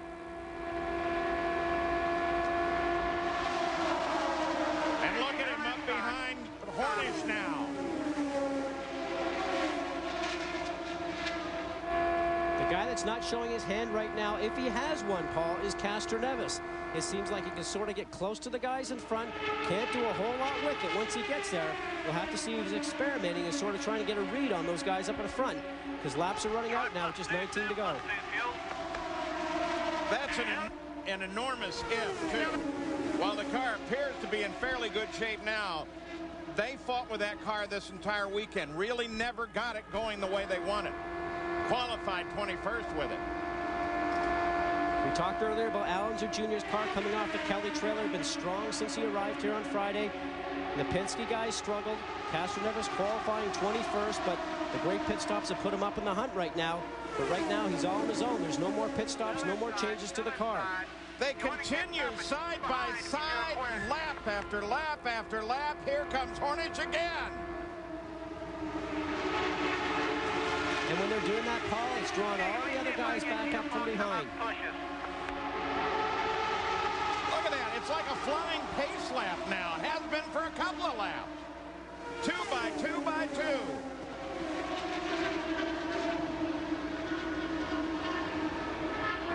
And you think it just continues like that, Paul, at over 220 miles an hour.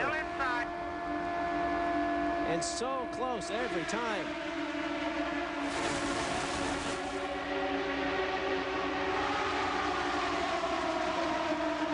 They continue side by side. This time Rice is going to look down low. Oh, sent Buddy Lazier up high into the gray. But he collected it. A lot of experience with Buddy Lazier there. Still inside. 4 abreast now. Like you said, Paul, it looks like a flying pace lap. They're still 2 by 2 at the front. Still inside. Still there. Still inside. This is unbelievable. This is phenomenal. No doubt the best racing in the world. Unfortunately, that Rice and Lazier incident ended up stretching the pack out behind them just a little bit. Hopefully they'll get back up into the fight here. Crowd loving it. On their feet watching this battle. And look who's peeking in behind right now, Cheever. Eddie Cheever slots in behind Felipe Giafone.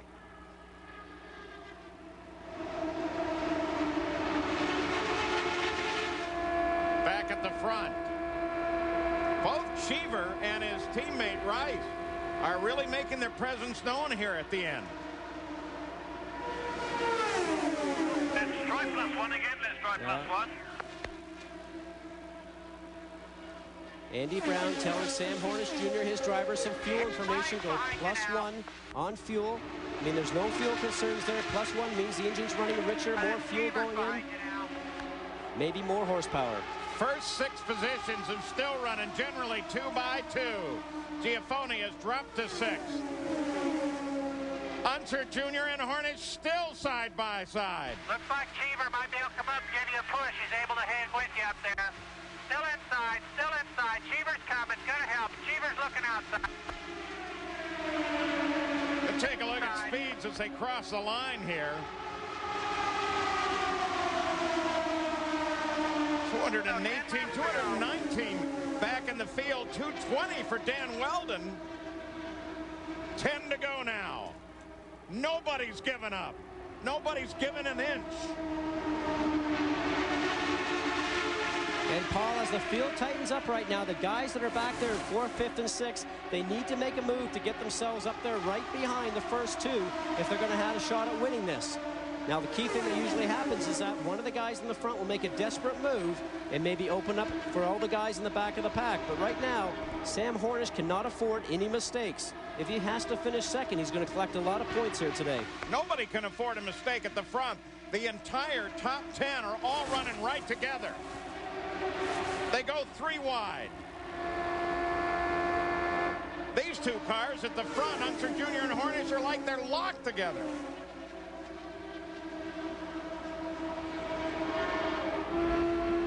Take a look at Sharp.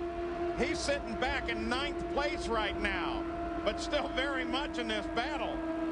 And watch his hands, Paul. A lot of movement with his hands.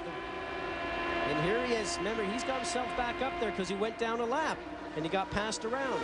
As we look at Castro Neves now starting to have a look. Maybe he's thinking about his move, but Sharp's in a problem right now. He's got all those guys right there creating dirty air for him. He can't get through there. When they cross the line. Still there, still inside. When they cross the line this time, it'll be 22 laps that Unser Jr. and Hornish have gone side by side like this. Now, Paul, one thing to watch out for here. You see Castro Neves tucking up in beside, or behind rather, Unser Jr. If he ends up the 3rd guy in that lineup, he is not going to help and assist and get behind Hornish because that will push Hornish ahead. If anything, he's going to try and push Unser Jr. because if Unser Jr. wins, it will move Hornish back 10 points, 50 points for first, 40 points for second. Castro Neves certainly knows that. If he can't win it, he certainly wants Unser Jr. to win.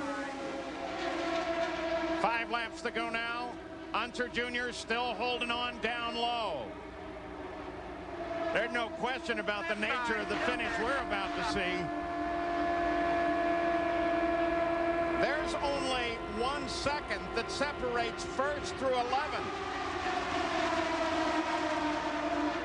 Now, Paul, it's interesting to watch as we go through the turn. Unser Jr. seems to be a little bit quicker.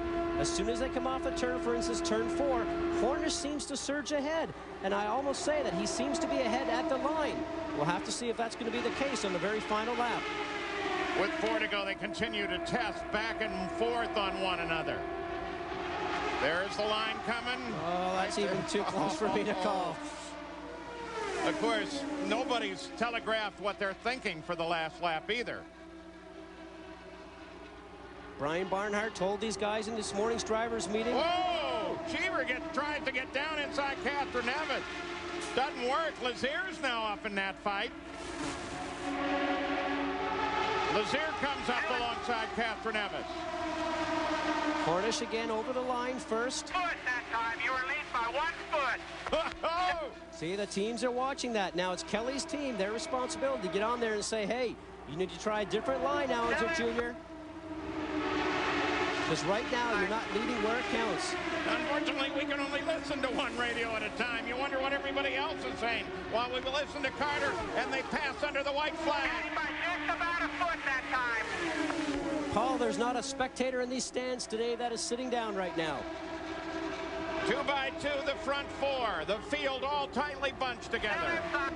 Heading into turn 3. Oh! On the final lap. Now Buddy Lazier comes up to take a look to the inside. And Unser Jr. and Hornish go to the line side by side. Unofficially, it's Hornish who takes the win. Oh, boy, it was amazingly close. Hornish with his 7th career win and at 24 thousandths of a second. Look at that. Right there. At 24 thousandths. What is it, 3 inches? That is amazing. He wins from the pole, Paul. What a great weekend for Panther Racing. So Sam Hornish wins by 24 ten-thousandths of a second. We'll return after this word from our ABC station.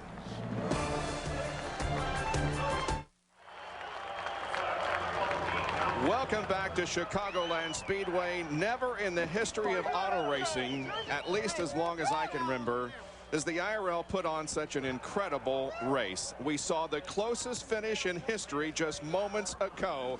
Here are the points as we head for the final event a week from today at Texas Motor Speedway. Sam Hornish Jr. wins the race, collects the 2 points, but he still has only a 12-point advantage on Helio Castroneves as we go to Texas. Jackson, victory lane. And Sam Hornish Jr. getting off all the mandatory safety equipment, and his crew rushed all the way down to congratulate him. Andy Brown giving him the congratulations. Got a lot to take. Now he can hear us. Sam, tell me about those last, what was it, 20 laps? You guys looked like you were running side by side. At least 20 laps.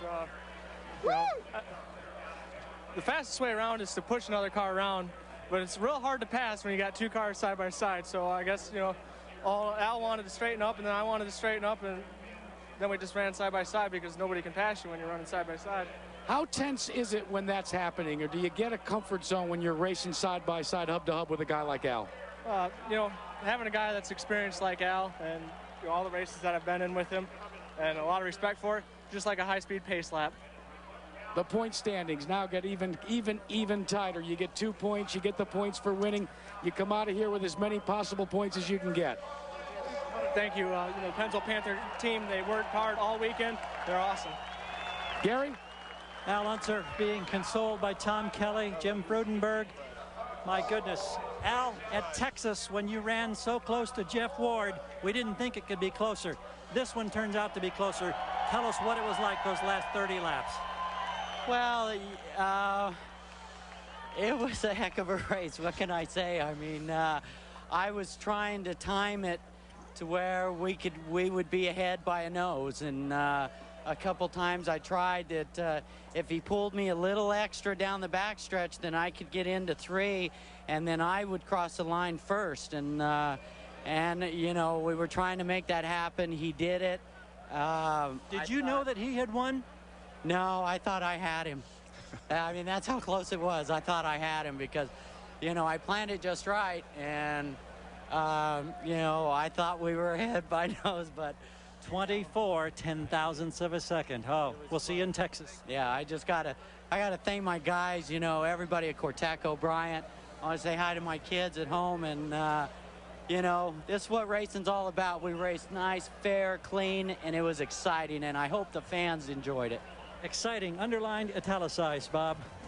You can say that again. Now we can breathe again. Well, Al Unser Jr., with about, what, a half second, would have won 2 races. He has lost both of the closest finishes in history now of the Indy Racing League. The closest here this afternoon as Sam Hornish Jr. wins over Unser and Buddy Lazier and Elio Castroneves. Join us right here on ABC Sports for our next race, the Chevy 500 from the Texas Motor Speedway, Sunday, September 15th. That will be at 3 o'clock Eastern Time and noon Pacific.